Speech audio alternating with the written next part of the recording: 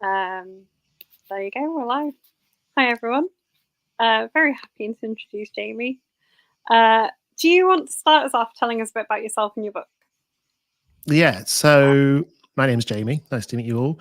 I work in London's West End, backstage, and I've worked there for many, many years in many different theatres. And I've taken my love for the theatres, the buildings themselves, and the theatre histories, and also my love of a good murder mystery, quite frankly, and put them into my series of books. Well, two books now. The first one is called Death on the Pier, which is set in Brighton. And the one that's just come out a few weeks ago, 3 or 4 weeks ago, is called Murder at the Matinee and is set in London's West End. And in both of them, I've had the joy really of going back and bringing some theatres back to life because the books are set in 1930s. It's given me the opportunity to bring back some theatres that are lost to us today, that don't exist anymore. So in the first one, I think, like I said, it's set in Brighton. So I got the chance to bring back the Brighton Palace Pier, which is a theatre that used to be at the end of the pier there. And in Murder at the Matinee, I got the chance to bring back the Gaiety Theatre. And in future books, I mean, there's hundreds of lost theatres. So, I mean, I don't know that I can promise hundreds of books, but hopefully I'll be able to bring some more theatres back to life in future books in the series. The one I read Death on the Pier for this chat, and I knew because you'd written in your notes at the end about it being a real theatre, but there's like a really cool thing where you're talking about it being a pain to like load scenery and stuff into. Yeah, there's a few, as I've sort of been looking into the research and researching these theatres, which is really fun for me to do. Yeah, you pick up all these kind of nuggets. And I think you can imagine, yeah, a theatre at the end of a pier. You're not allowed to drive, or you weren't at the time. I think you're probably still not. You can't drive big trucks down to the end of the pier in order to unload the scenery. So everything had to be carried down there by hand. So it wasn't a particularly popular venue to play on your tour. And it also wasn't a small theatre, the Palace Pier Theatre. It was actually quite a decent size, kind of comparable to lots of touring venues in the UK today, about 1,200 seats, I think it was. So it would have been quite a lot of substantial amount of scenery and costumes and props that would have to be going up and down the pier, hopefully in nice weather. But yeah, who knows? It's kind of exposed out there, so it would have been a bit blustery and a bit treacherous, I think. I can imagine. There was also a bit you were saying about the waves kind of being still heard under the like theatre.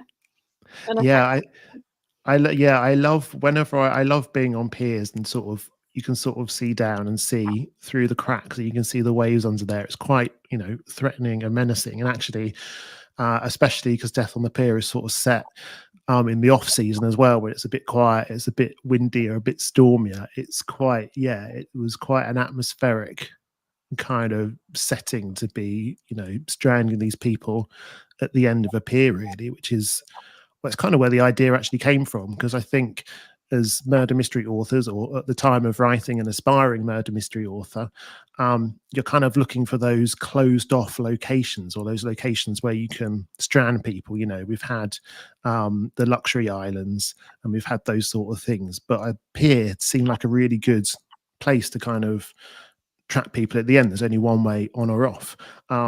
And in the end, that didn't really figure that much into the mystery in Death on the Pier in the end. But that was kind of the starting point. And then once I started looking into it and I discovered about the theatre, that's when absolutely everything fell into place for the story for me. So the murder mystery playwright turned detective, his old school friend that very conveniently for the plot happens to be a police detective. Even the method and who did the murder and stuff kind of all clicked into place as soon as I stumbled upon the theatre setting, which I guess, you think is kind of weird. My day job, or my evening job, I suppose, to be more accurate, is working in theatre. And like I said, I love murder mysteries. So you think I would have stumbled across that right away, but yeah, it sort of came a bit later in the process, the idea of actually using a theatre and my experience of working in the theatre, and putting that in a book. they're slightly trying to think of the right way to say it. Almost a bit golden age, like historical, aren't they? The stories, which is quite nice because the way they're written, like the style that you've written them in, makes you feel like you're kind of going back to an Agatha Christie style story. Yeah, absolutely. I mean, I really enjoy, like I said, I like a bit of theatre history. So going back to the 1930s was fun for that reason. But also, I'm not, I quite like reading them. Those kind of like police books where you need a lot of police knowledge and all the procedure and that kind of stuff. I really love, when it's done well. I really love how that procedure really kind of amps up the tension sometimes, doesn't it? But for me, I don't know anything about that. I don't know how to write that sort of stuff. So going back to the 1930s is an opportunity to have that more, like you said, golden age style of murder mystery where it's a lot more clue based, I suppose. A lot more, you're sort of trying to tease out things from people in the conversations that you're having with them and stuff. And that, yeah, that takes less knowledge as a police person, I guess, to be able to do.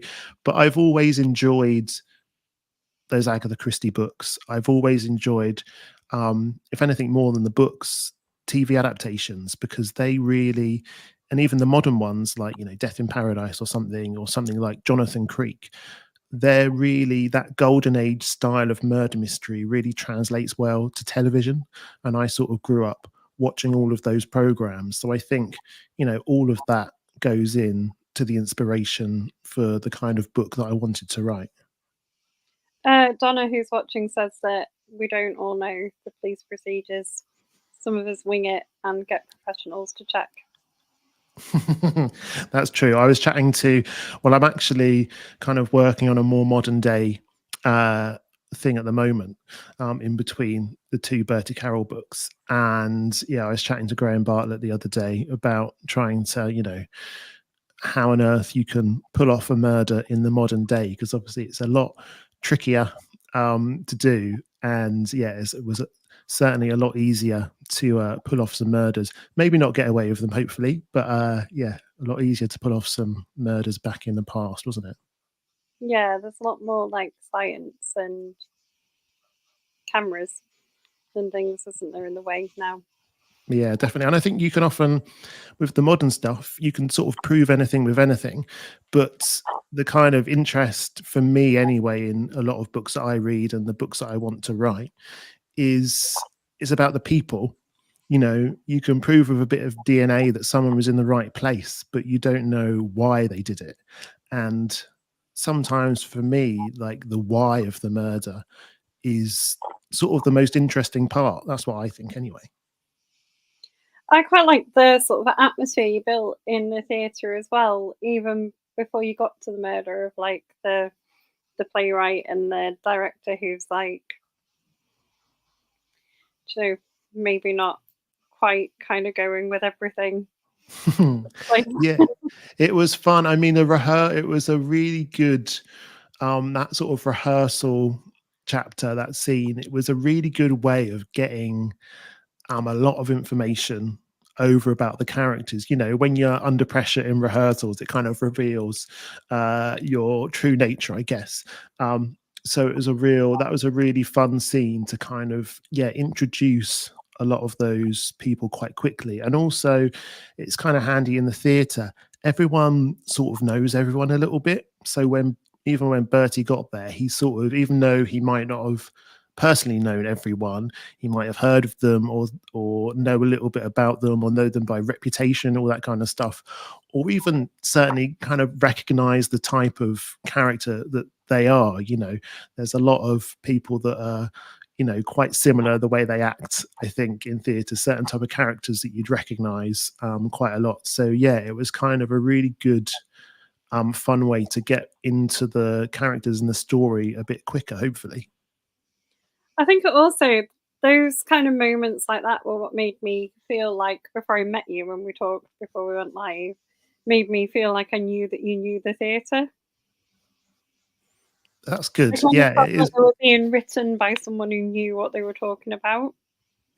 Oh, that's good. It's nice to hear. It's one of these, everyone always says, write what you know. And, I know theatre. I've been doing it for far too many years that I like to remember. But what's kind of great about the theatre is it's not changed that much. Theatres are very similar, and the atmosphere of them are very similar to how they used to be. Now, obviously, in recent years, there's been lots of developments in technology. The job I do, which is automation, is motorized scenery, kind of only has really existed since the 80s and certainly in the 90s. It's quite new, and there's all kinds of new lighting technology, sound, projection technology. All of that has come on leaps and bounds. But when it comes to the actual kind of stagecraft stuff, the way scenery is built and constructed, the way scenery is moved, the actual theatre buildings themselves, they're kind of exactly the same as they've always been. And even on today's multi-million pound musicals, people still are pulling on ropes to make the scenery go up and down, or they're pushing things on and off stage. That kind of stagecraft element of it hasn't actually changed all that much. So it was really kind of easy and fun to go back and use my knowledge of what I know about how a modern theatre building works and apply that to how it might have happened in the 1930s. I'm fascinated by like the automated bits of scenery and how you do that and things, but that's partly because I'm a scientist. So I just want to go and like look at what you're doing with the. It's the kind of stuff that, people have always either assumed that everything is always, motorized and run by computers in the theatre, or they've never thought about it before. And like I said, you kind of be surprised how much of a mix there is, even on modern shows, between the old fashioned and the kind of new techniques. And yeah, I've had the opportunity of working on, plenty of shows over the years and kind of setting them up and programming all these scene changes that you sort of run at the touch of a button and everything moves. And uh, yeah, it's kind of scary as you get when you're starting to do it. But the glorious thing about automation and all this motorization is if it works one time, it will work every night because it repeats it exactly the same every night. So yeah, you've only got to know your scene change once and you know it's going to work every night, hopefully, anyway. Hopefully. I mean, things can always go wrong, can't they? Exactly. Sarah wants to know, while we're on the theatre moment, do you ever act out a scene when you're writing it? No, I don't stand up and sort of wave my arms around, but I do. I am, I sort of think as writing as recorded improvisation. You are acting all the parts out in your head in a way and writing down what you've done. And then you sort of get a chance to tweak it and play with it.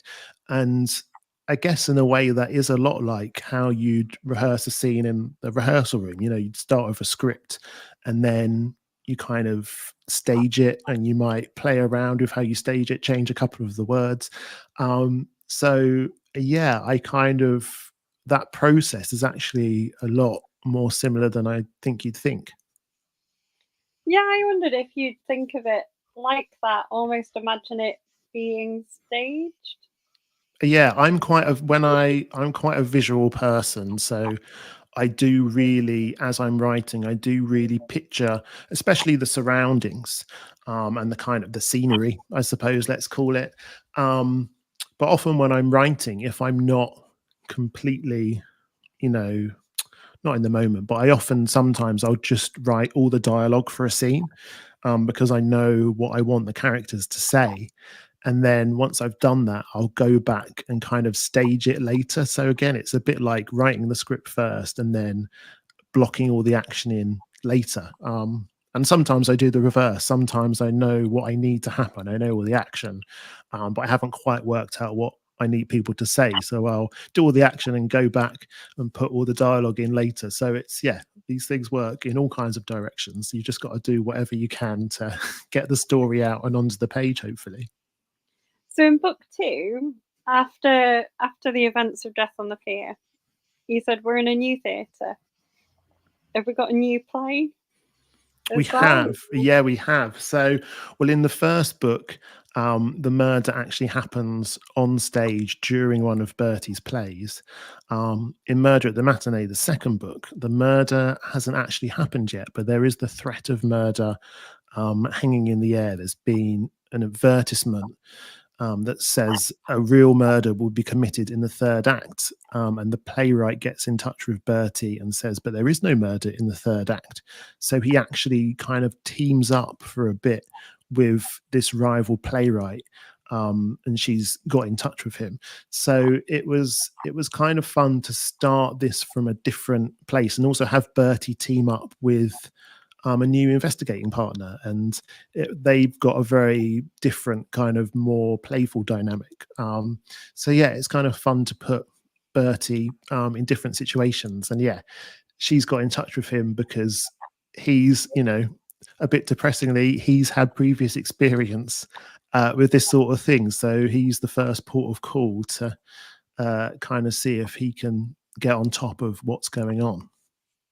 That's a cool premise, like an ad that's like someone's gonna, because you'd imagine that would draw people in a little bit. Yeah, and exactly, and that's the thing. They're just like, is this a publicity stunt? What's the reason for placing this advert? And obviously, it becomes very quickly apparent that it can't be anyone to do with the show because they know that there isn't a murder in the third act. So what is this thing that's drawing them to the theatre? But yeah, obviously, the matinee performance completely sells out because everyone is all the audiences are rushing to it to find out what's going to go on. It's a bit, you know, maybe a bit of a blood sport, a bit gladiatorial, you know. Are they actually going to see a murder take place? Hopefully not. Is it so? Sarah's asked you if you're writing a third book in the series. I am. The third is sort of underway. It's on the back burner at the moment while I sort of play around with doing this more contemporary one as well. But yeah, I'm excited to go back to it. Really, I've got a very sketchy version of the book already, so I know what's going to happen. I know who's doing it, but it needs to just be finished off. But it's nice to have a bit of space sometimes after I've done that kind of, I wouldn't even call it a first draft yet. But after I've kind of got everything down for the first time, it's kind of nice to have a little bit of a break before I go back. Because you're always kind of working on these things in the back of your head without realizing it. So when you go back to it, you've sort of got a load of new information, a load of new stuff that you can then put into it. But yeah, in the third one, Bertie is going off to the movies, which is kind of another different kind of location to play with, because in the 30s, you know, cinema was really new, and a lot of films, they wanted to make films quite quickly, so they would often take existing plays and quite quickly convert them into movies to kind of get these movies out as quickly as possible. And yes, one of Bertie's plays has been chosen to be adapted into hopefully a next blockbuster film. Cool. Yeah, I was going to ask you how hard it is to. I would imagine writing a series like this with like Bertie as your main kind of person. It must be quite hard to keep putting him in a scenario where he's going to need to investigate something. Yeah, exactly. I felt, especially for this one, I was like, I need to kind of move the action maybe out of the whole thing out of a theatre, although there's definitely still going to be a lost theatre in it somewhere because I can't resist. But I was like, yeah, I can't have yet another murder in a theatre because people will stop going to the theatre, won't they? So yeah, I had to do something to kind of shift it, at least for one book. Who knows, book 4 or the ones after that, who knows where the murders are going to occur for those, I guess. We'll have to see. I've not got any ideas yet, but I've got a huge notes document in which I keep every kind of, whenever I have a murder mystery idea, it goes in there. And at some point I'll scroll through and see which one kind of sparks the imagination, which is what happened for book 3. And yeah, it will happen for book 4 as well. Yeah, cool. Do you have an idea how many of them you're going to write? No, I don't. I don't really have, I know, even though there is kind of an overall arc between Bertie and Hugh that's kind of going through the books, I don't really have a plan for that. I've not planned out, a series of 6 or 8 books or anything like that, which is it's kind of fun because with the books, with a murder mystery, I think anyway, you have to kind of plot them and plan them out quite carefully ahead of time to make sure that you know who did it, for example. That's what I do anyway. I know that other people kind of do different methods, don't they? But yeah, what I haven't planned out is that overall arc. So I'm kind of on that journey with the readers as well, which is really kind of exciting for me. That's something we can share when I meet people. I like to listen to their theories about where they think this friendship slash relationship is going. So yeah, it's fun to have that little shared journey with the readers. But I think I'll keep writing them as long as people want to keep reading them, and as long as I've got good ideas for murders, like you said, in that golden age style of murder mystery. You've really got to have a bit of a clever murder. Do you know what I mean? Not always a locked room mystery, but there has to be the murders are quite mechanical. Do you know what I mean? They've got lots of moving parts that need to come together. And yeah, as long as I keep having good ideas for those, I guess I'll keep writing them. I think that kind of story at the moment is really popular as well, isn't it? That almost harking back to the golden age. Yeah, definitely. There's something, they call them cozies, I suppose, as well, don't they? There is something cozy about those sort of murder mysteries, which they're a little bit bloodless in a way, even though, the murders are quite gruesome in a way. It's not, the books don't have too much of that in them. It really is kind of about solving a puzzle, isn't it? Which again is what I really enjoy about murder mysteries, which I guess is why I kind of write them. There's a weird trend right now at the moment. I don't know where it's come from, but there seems to be loads of murder mystery books set in theatres. Julian Clary's got one coming out next week. There are a couple of other ones that have come out earlier this year. Benjamin Stevenson, that wrote Everybody in My Family's Killed Someone, or whatever that book is. He's got a Christmas book coming out, which is set in a theatre. Greg Moss did one set in a theatre. Anthony Horowitz did one set in a theatre a few books ago. So it's just like I seem to have stumbled into the middle of this murder mysteries set in theatres trend, which is kind of lovely. I'm not quite sure how I managed to do that, but yeah, long may it continue. Bridget Walsh has got like a Victorian murder mystery in a theatre. Yes, I've not read it, but anytime, yeah, I've met a few authors that have said, "Oh, you absolutely must read that one." So yeah, I need to. Yeah, I've got a huge reading list. Yeah, I read the first so far, but book 2 is sat on my pile over there waiting to be read because the first one was great. I mean, Greg Moss again. He's like quite knowledgeable about the theatre, isn't he? So yeah, it was really fun reading his one. Yeah, sort of set in that world. And I think, I mean, there is something about the theatre because, there's what you see on stage and then there's the behind the scenes stuff that you never see. And there's something I've always thought about actors. I love actors and I love working with them, but they do have, a persona that they kind of put up when they're acting. And it's like you don't always get to see the true person. They're quite good at covering their emotions when they need to, get through a tough scene or something. So it is a real fun area to kind of play around in. And you're surrounded by people that sort of really blend fact and fiction to produce entertainment. Yeah, it's a really kind of fun area to play around in. So yeah, I think maybe that's why so many people love writing their theatre books. We shall see. Fingers crossed there's plenty more to come. I think the behind the scenes stuff is the most interesting. Like how you do, like the bits you do. And I did a stage pyrotechnics course once, and it was literally the best thing I ever did in my entire life. Quite possibly the most fun I had. It's yeah, like it's a funny thing, isn't it? Because it's like we don't want anyone to know we're there. It's kind of the point, but you know, But it it wouldn't happen is without you. fascinating. What is it? Like all that stuff that you don't know is there is the stuff that makes it so magical.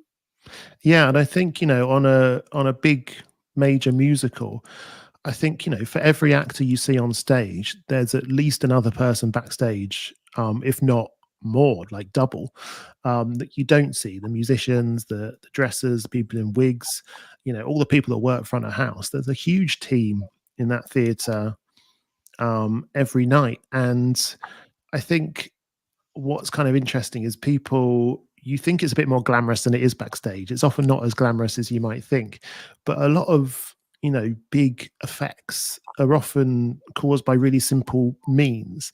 And again, I think that's sort of the magic of the theatre. And I think in Death on the Pier, they've got there's a scene where the windows blow open in the wind and it's just someone pushing it with a broomstick. But when you add it to a sound effect and the drama of the scene and the music, these things add up to something that's much much much bigger than someone just pushing a door open or a window open with a broomstick. So yeah, it's always fun to see. It's a bit like a magic trick, isn't it? Sometimes the actual trick behind the trick isn't. It's quite boring in a way. But then it's still interesting because you kind of are working out the puzzle of how it works. Yeah, it's all fascinating, isn't it? I mean, I got into the area that I work in because I loved all that old kind of Victorian theatre engineering, these huge lifts, treadmills that have like horses galloping on them, all that kind of stuff from these huge Victorian melodramatic plays at the end of the last set or the turn of the century. So it's just like, yeah, theatre's always been, big and over the top. And yeah, I think that's why I like it. So Martin Edwards, who will acknowledge as maybe like the king of golden age kind of stuff, has a thing of putting clue finders in his books that he writes like that, which is very like golden age thing that they used to do, isn't it? Like they'd hide where Yeah, they yeah, yeah. hid the clues, so you can go back and trace it through the book. Ever been tempted to create one? I've not. I don't know. Like I said, I enjoy writing golden age fiction, but I don't know that as much as I like to lay clues in and do all of those things. I don't know that I've got that real technical kind of like clue laying thing that some people have. Like I know Anthony Horowitz has, where he kind of puts every single clue in there and really explains every single one. I try to do that. That is always my goal. But I know I know I shouldn't admit this on on a crime book podcast. But yeah, sometimes I know that I'm a bit hand wavy sometimes with mine. But yeah, I know that in those proper golden age ones, every clue has to have an answer, and I know that's one of the rules of writing detective fiction, isn't it? But I'm just like, yeah, I'm not that level of technical genius, unfortunately. I really wish I was. I don't think it has to be every clue. I don't like. I think the most recent book of his has got the biggest one in, but it's about sort of showing that you've, I don't know, laid a bit of a path. You don't have to tell everyone. You just have to show a few of them. Yeah, no, that is a good idea. Yeah, maybe I should look into it. But yeah. I think it's catching on apparently. More and more authors who are writing that kind of thing do it. Like Tom Mead has done it, and Yes, I mean, Tom Mead's great, isn't he? Exactly the same thing, that kind of illusion, that kind of stage, yeah, another one that's setting books in theatres, isn't he? Fantastic. have you read the Ellie Griffith series that's set in theatres? No, I've not yet. I should do. Yeah, it's like a huge. I'm such a bad. I never get around to reading things. I always have a big pile, and yeah, every now and then I just clear my to be read list out completely and start again because I know I just simply don't have time to get around to reading everything. But yeah, I really like we said, there's so many books set in theaters. Yeah, I really want to get around and read as many of them as I can because, like I said, it's an area that I really love and enjoy. So it's really fun to see people setting their stories in those areas. You've been asked who your favourite author is. Oh It's a gosh, really tricky question. I don't even know if I could answer that. no, I I don't don't know if I about could answer 10, that. maybe 15, and that might just be crime authors. I think, I mean, oh, who do I? I mean, I have every single Anthony Horowitz book that comes out, I read instantly. I do like, you know, he's one of him and Tom Hindle, and there's a few people that, because they're contemporary books rather than historical crime books, but I kind of consider them golden age style because they really do that very well clued kind of thing. And I'm terrible at working them out. My husband Stuart is much better at work. He's able to keep track of all the clues in his head, all that kind of stuff. And he's perfect. When I finish my draft, I give it to him because he can tell me exactly what he's been working out, all the different stages in the book. It's a really fantastic resource to have. But I'm not as good at him as working them out. But I do really enjoy, those golden age kind of style ones. But I also, like I said earlier, I enjoyed those police procedurals as well, like Graham Bartlett's books I love.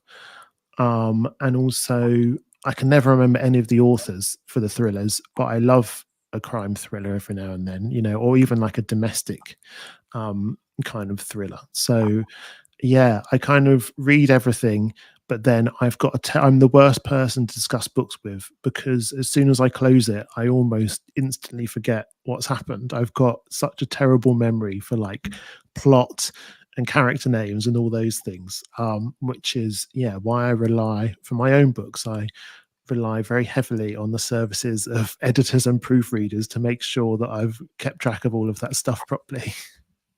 I'm bad at the character names, which is ridiculous because I'm a teacher in real life and you'd think I'd be really good at remembering names. I think that's only in that one particular context. You know what I mean? Yeah, no, they just don't stick for me. But I I can often remember. I almost enjoy that more because I'm in when you're reading those things, I'm almost you're sort of in the moment with everyone a bit more rather than trying to work it out. So I kind of, yeah, I don't know that it's a bad thing, but I'm just like, yeah, I wish I could. I wish I had a better memory for all these things because, yeah, I'd love to tell everyone how great everyone else's books are, but I just, yeah, I instantly forget. No, I'm quite good at remembering the plots because my husband sometimes will come and check 'cause he's like, "You've never read that book that fast." Crazy, and then I'll like rattle off what's happened, and he'll be like, "Yeah, okay." Yeah, no, a few years ago, I did, He did. after I finished every book, I started writing just like a little sentence about every book, um, just to jog my memory. Because once your memory is jogged, I was like, oh, it's the book about, you know, X or Y. I was like, it does all come flying back. But I always remember whether I've enjoyed it or not. So if someone asks me about a book and they're like, did you enjoy that book? I'm like, yes. I can't tell you why or how or what happened, but I do know I can positively recommend this book to you, so definitely read it. I'm with you on the not working out what happens ever either. No, it's tough, isn't it? I mean, it's there was on the early series of Death in Paradise, we got very good at solving the murders before the opening credits rolled because they were very good in those early series about giving you everything you needed before they played the title music. And we were very proud of those. But I'm not one of those ones. I don't think it matters too much whether you solve it. And I know with my books, I don't go out of my way to kind of trick the reader. Like it's not a competition. I don't want to win necessarily. Um, I, you know, if you do solve it, I hope you find satisfaction in that when it all comes together at the end. Hopefully, you didn't get everything. Hopefully, there's still some little things to be revealed at the end. But yeah, I hope you sort of enjoy the journey because that's what I enjoy. when I'm reading rather than trying to completely work the puzzle out. But I know the good thing about books is different people read the books in different ways. So people can draw whatever they want to from the book, hopefully. True. You've been asked about book events. Have you got any book events coming up? Going to any next year? I do. I'm going to. I'm trying to remember which ones I can say or not. I'm going. I do like doing the book events. I've not done as. I'm trying to do more as we go along. I'm hoping to go. I'm going to. I keep forgetting the name of it. I think it's Faversham. Is that in Kent? Which is next year in February. Alongside Greg Moss, I think is going to be there as well, and some other people. So I'm excited about doing that. Hopefully, I'm going to Bristol as well, but that's TBC, Bristol Crime Fest, isn't it? And there is something in December that I'll be going to, which isn't quite confirmed yet. But yeah, I'll let you know when I'm going, and hopefully, whoever asked that question, I shall see you there. Well, it was Sarah who asked the question, and she's a Yorkshire. Oh, nice. So you might have to come up north. I need to go. Yeah, I'm desperate to go to Harrogate one year. That's Yorkshire, isn't it? That's York. Desperate to go to Harrogate one year, but we always. I go up to the Edinburgh Festival every year, and it literally Harrogate's right up against it, so the timings never quite work, unfortunately. But yeah, I am desperate to get to Harrogate at least one year in the future because everyone tells me how good it is. It's kind of one of those where everyone goes, so it's quite nice for the social moment. Yeah, exactly. Yeah, that's what everyone tells me. It's like, yeah. And everyone, I went to Capital Crime last year or earlier this year, wasn't it? And everyone there was saying, oh, you're going to Harrogate? And I was like, no, I'm not. I never felt so left out. But yeah, one year, definitely. Yeah, it's good. I enjoyed it. I had a really good fun conversation about sci-fi with Basim Khan at this year's one. Oh, nice. Which was great. Thoroughly enjoyed it. Oh, good. Nice one. But yeah, it was a lovely day. Yeah, Donna's saying you must go to Harrogate, but Bristol is fab. Donna does some of the like Bristol and other ones. You might meet her. Oh, okey-doke. Yes. See you there. Yeah, no, hopefully, yeah. Again, Bristol's another one that everyone just keeps telling me what a nice atmosphere it is there. So yeah, going to definitely try and go to that one. And also I want to go and look at the Clifton Suspension Bridge. That's Bristol, right? Isn't it? Yeah. In fact, Donna said, how did she not see you at Capital Crime? Because she was there. Oh, you're there. Oh, I was sort of floating around the place. But yeah, I go to that one because it's obviously I live in London because of the theatres in the West End where I work. So Capital Crime is a very convenient one for me to get to. But yeah, Donna, I'll look out for you next time. All of these things, actually. That's the reason I go to Harrogate, to be fair, because it's like about 40 minutes on the train from where I live. So it's like the most convenient one to go to. Oh, that's good. And also, I need to go to Criminally Good Books. Is that what it's called in York? Because I always see them posting about stuff, and I'm just like, oh, that looks like a nice place.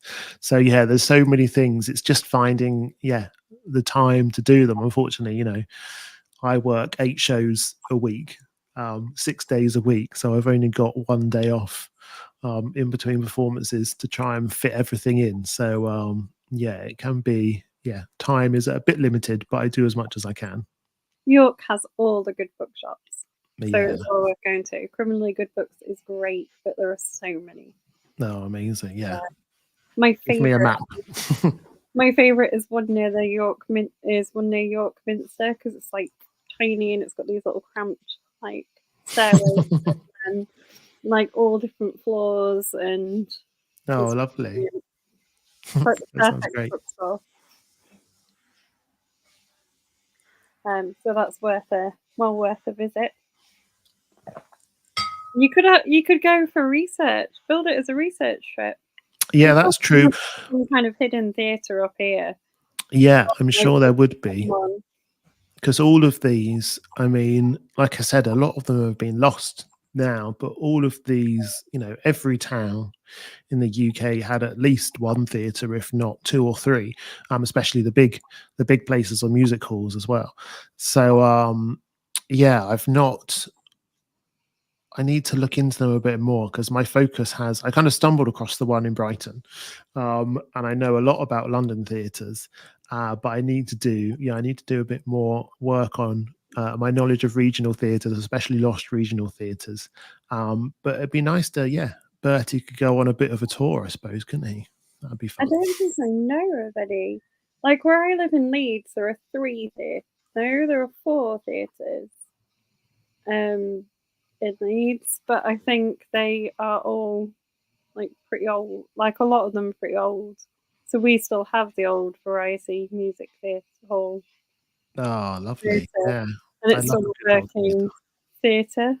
So, like, I don't think we've lost any, if you know what I mean. I think they're all yes, still going. Well, that's good to still hear. going, That's great, isn't it? which is pretty cool. Yeah. So you were asked when book 3 is coming out. I have, at this point, I have no idea, unfortunately. I'm very sorry. Um, I know people like the series to come out very quickly, and there is a gap between Death on the Pier and Murder of the Matinee of it was nearly 2 years between them, unfortunately. Um, hopefully, hopefully there won't be as long a gap between book 2 and 3. But yeah, I'm not in a position to promise anything at this stage, I'm afraid. But yeah, hopefully it's not going to be another 2 years. Hopefully it will be a bit sooner than that. But fingers crossed. You have to keep sending me encouragement on online to keep me going. But yeah, I will do my best to get it out as soon as possible. I'm intrigued about your slightly more contemporary book that you're working on. What can you tell us about that? Well, it was, yeah, I sort of needed not a break, but it's kind of fun to just flex some different muscles, I think. Trying to do something in the modern day, which, like I said, is much, much harder, especially when it comes to, you know, CCTV and GPS and all those things. Although they don't feature massively in this. But yeah, it's a lot darker and a lot yeah, a lot more mysterious, and hopefully it'll be quite tense. We shall see how it's going, but it's still set in the entertainment business, kind of the music side of the entertainment business, because I can't get away from that side of things altogether. Like I said, the kind of people in it, especially the performers that have their kind of onstage personas and then their private lives, and the sort of secrets that happen behind the scenes, I guess, in a way, really fascinates me. And it's a really fun and interesting area to kind of look into. So, yeah, I can't tell you too much about it at the moment, except I'm working very hard on it. And hopefully by the end of the year, that will be the sort of first pass through that book will be done, and then I can jump back and finish off Bertie Carroll number 3. Well, I'm going to read you Donna's statement before I ask you her question. She said, "Don't worry about book 3. Crime readers are a genial bunch. We aren't impatient or anything. It's fine." That's good. I mean, I was, I think like I she's said, joking, though. that's good. I mean, like I said, with the second book, it was 2 years, and I was worried because at the beginning, people were like, "Oh, you know, the second one needs to come out within 6 months to keep people interested," all that kind of stuff. And I was a bit worried. I was like, "Will people, you know, remember me? Will people want to pick up the story?" And I was really, you know, it was really heartening when I first posted about the second book, and when it was coming on, it was been out. There was a really huge response and support from people, and that they were really looking forward to it. So I sort of shouldn't have worried at all. People were really willing to jump back into it and pick it back up again, which, yeah, like you said, the Crime Bunch, it's a lot of supportive readers, which is, yeah, really nice for me as an author. Although we will send you messages to ask where the book is. I'm just going to put that out there because I do that to my favourite authors occasionally. Absolutely. You've got to keep us honest. You've got to. And frankly, unless you have your fans that are doing that, they need to be there, don't they? They need to be encouraged. Yeah. Donna did ask, she said, has any real people found their way into your books? Not really. Not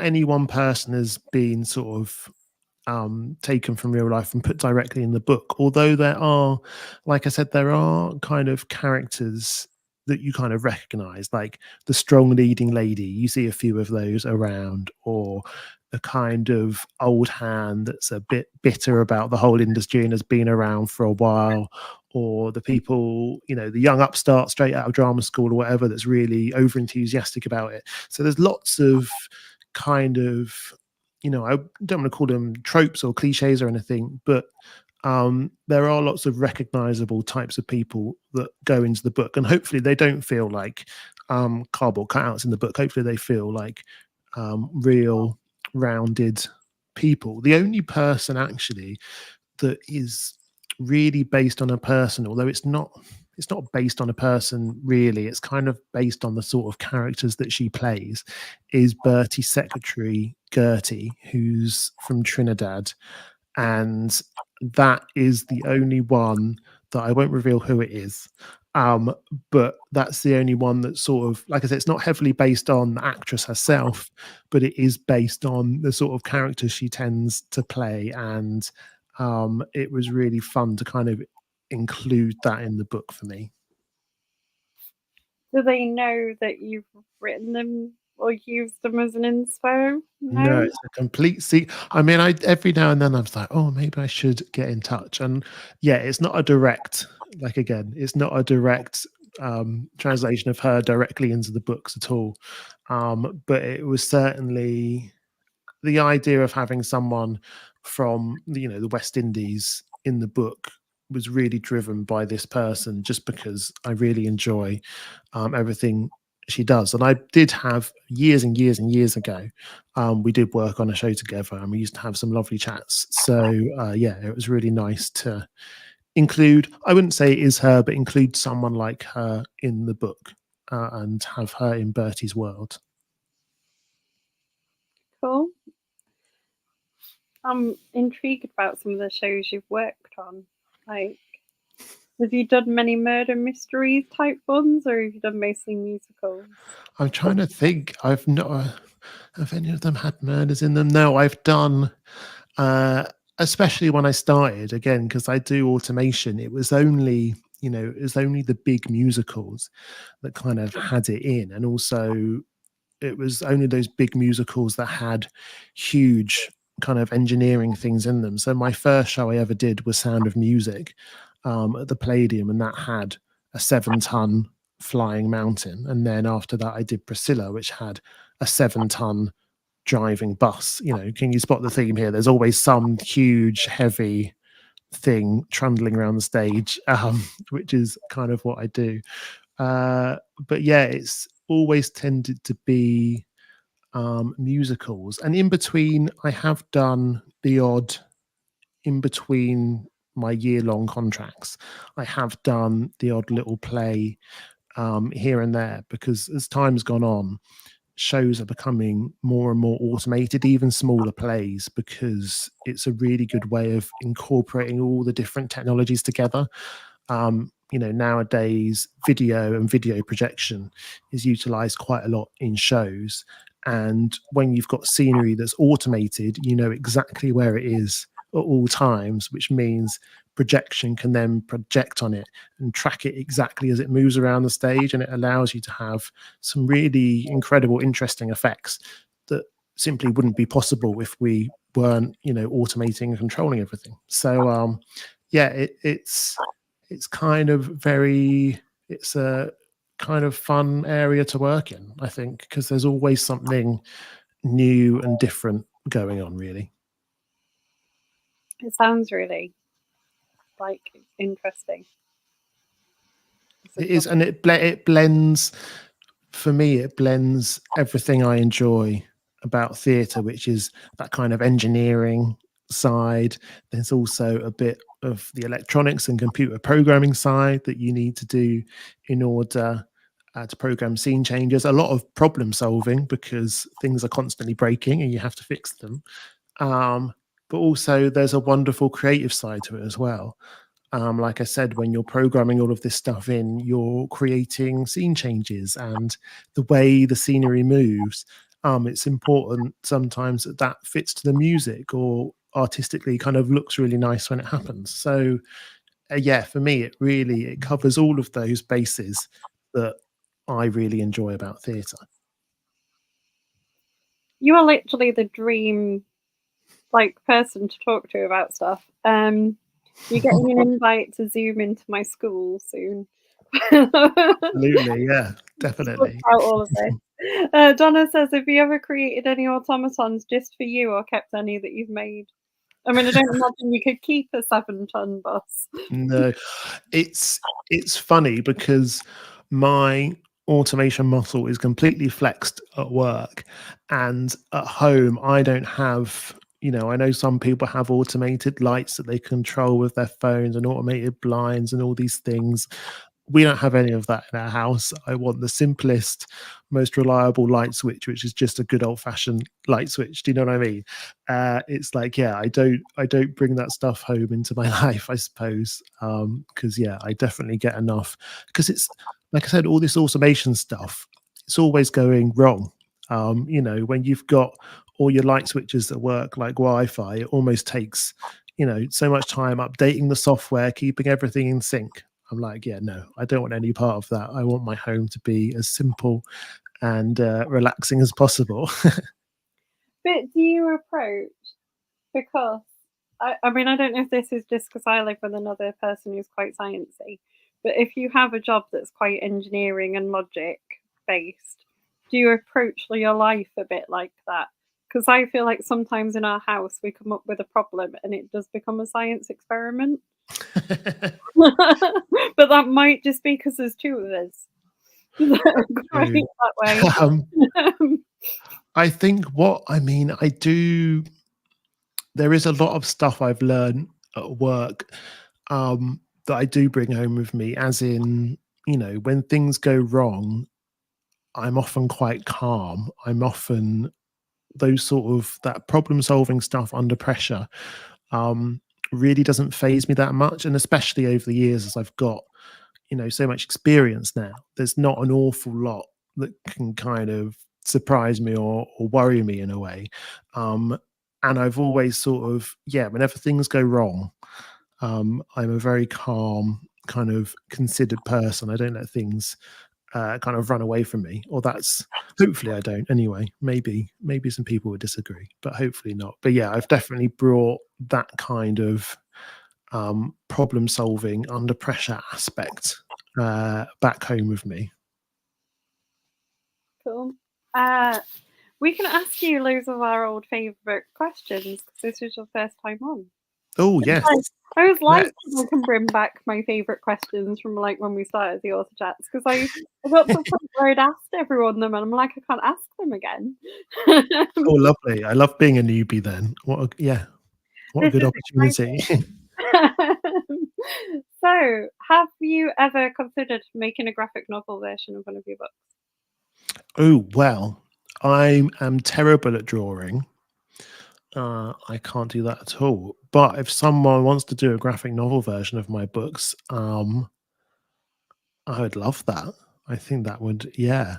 I'd especially because, a lot of these books, it's why I was really keen to have the theatres on the covers. Because it was about recreating these theatres, bringing them back from the dead, and hopefully allowing people to experience something that's not there anymore. So actually, aside from having the actual characters, seeing what they look like and what they might look like in a graphic novel, actually bringing the theatres and the settings back to life in a graphic novel would be super interesting, actually. Yeah. Yeah, because you could play around with showing like bits of the layout and Yeah, I'd get very pernickety about. I mean, certainly the first. I was really lucky with the first book because I went to an archive in Brighton, and they had plans, they had photographs, they had absolutely everything to kind of allow me to recreate that. With the second book, because it's in London, um, all the VNA archives, where a lot of this stuff, they've got the London Theatre Archive. A lot of this stuff is inaccessible while they move it all from the current location to somewhere in East London. I think that's supposed to be done at some point next year. So I had very little, I was able to pick up scraps from the internet and in newspapers and things like that. But actually getting hold of any of the plans for the theatre in the second book was really hard to do. So, but yeah, I think I'd probably be quite pernickety about making sure they were recreated in graphic form very accurately. Do you know what I mean? yeah, I do. That makes sense. I know we asked you your favorite author, but my favorite question this year is what have you read recently and really enjoyed? Oh, see, now you're putting me under pressure because I need to get my note up with all my books. I mean, I really enjoy William Hussey's books because his character, Scott Jericho, is they say he's crime fiction's first gay traveller detective. And again, because Will's he has that traveller background, his parents were fairground travellers. He's able to bring such an authenticity to those books. And I really enjoy those. And I must have read that earlier this year, I'm sure. But I'm very much looking to Scott Jericho book number 3 coming out. So yeah, we're all after our book 3s, aren't we? Yeah, his YA books are great as well.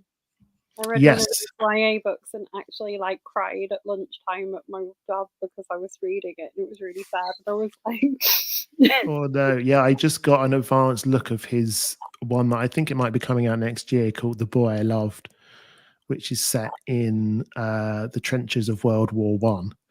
And again, like the amount of research and stuff that he puts into these books, and they really come to life for me. So yeah, I definitely agree with that. Yeah, I need to read again, add it to the list. I need to read more of his YA stuff because I do enjoy a YA book every now and then. But yeah, add it to the list of my huge books that I'm supposed to be reading. Donna says, have you met William? He's such a gorgeous human too. He'll be thrilled to hear that you love his books. Yeah, no, I have a couple of times actually. He's really nice. I saw his panel at Capital Crime actually, and I mean, he's so eloquent, and I could listen to him talk all day long about, golden age crime, which he often talks about, and horror, and how all of those things kind of mix together. Yeah, he's great. I could watch him talk all day. We've got a minute left, so remind everyone who's watching what they're going to go away and buy. So go away. Look, I've got some props. Go away and buy book number 1, Death on the Pier, which is set in Brighton. And then once you've read that, go and buy Murder at the Matinee, set in London's West End. There you go. Marvellous. Well done. Bringing props as well. Oh, yeah. I like that you called them props. And then all that's left to say from me is thanks for joining us. It's been an absolute pleasure. Oh, nice one. Yeah, thank you so much for having me on. It's really, I really enjoy being part of, this online community of crime readers and writers. Like you said, it's a really great bunch of people. So yeah, hopefully, when I've written some more books, hopefully I'll come back and do some more as well. You all would be welcome back anytime.